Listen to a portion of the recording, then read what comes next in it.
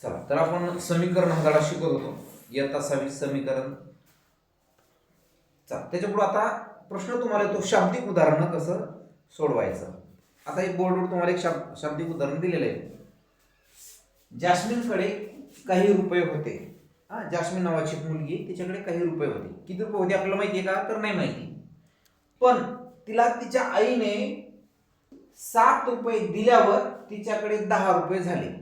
तिच्या आईने परत तिला किती दिले? 7 रुपये दिले. मग तिच्याकडे 10 रुपये झाले. तर आधी तिच्याकडे किती रुपये होते असं विचारलं.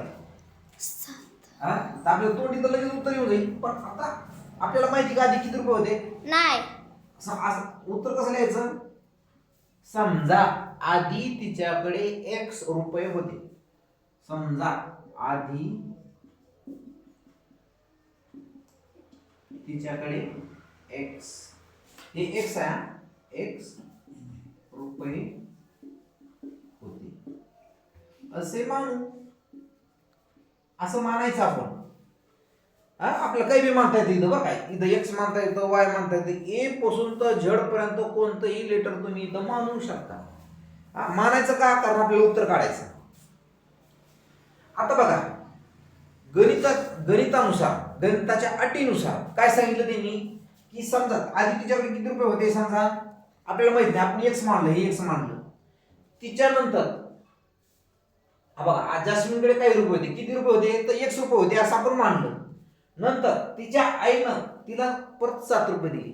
किती रुपये दिले? 7, म्हणजे अधिक 7. 7 रुपये दिल्यावर तिच्याकडे किती रुपये झाले?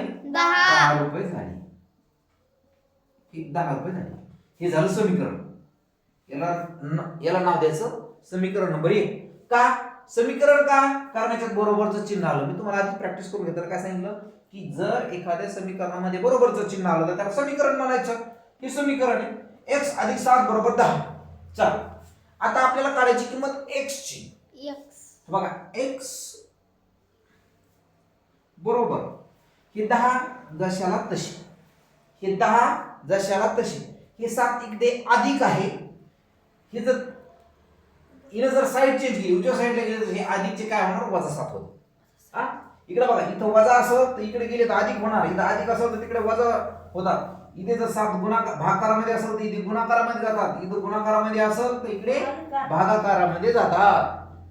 एकदम साधी सोपी पद्धत आहे गणिताची. इथं अधिक आहे तर इकडे गेले तर वजा होणार. इथं जर वजा असते तर इथं अधिक झाले असते.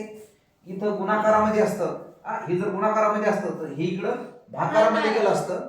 हे जर हे 7 इथं भागाकारामध्ये असते तर इकडं गुणाकारामध्ये गेले असते. चला परत एकदा, इथे 7, हे 7 इथे अधिक मध्ये आहे. इकडे जाऊन ते काय होणार? वजा होणार.